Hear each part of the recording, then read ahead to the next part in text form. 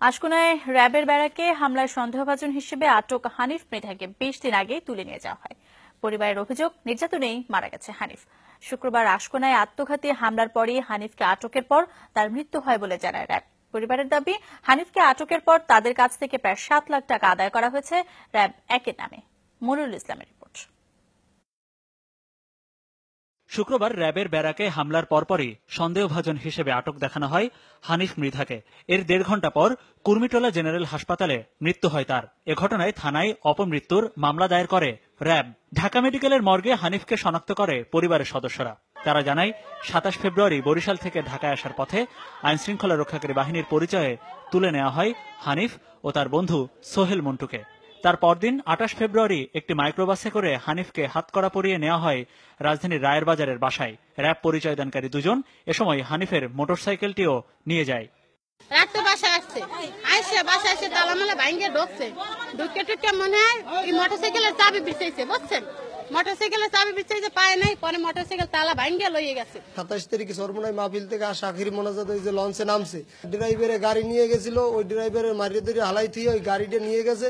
পরে রাত্রে 12টা 12:30টার দিক দিয়ে বাসা আইয়া ওই বাসা কিছু খুঁজা ওই মোটরসাইকেল ছিল নিচে একটা পালসার।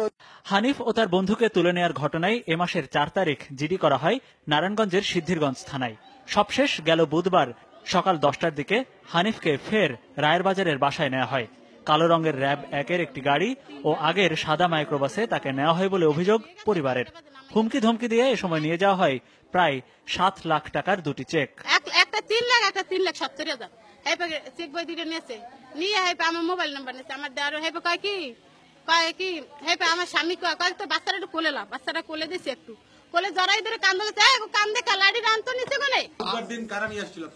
ওই যারা সিভিলে আসছিল কয়েকজন, আর একজন কনস্টেবল আসছিল অর্থ সহ, তার যে নামটা ছিল ইকবাল, ওই কনস্টেবলের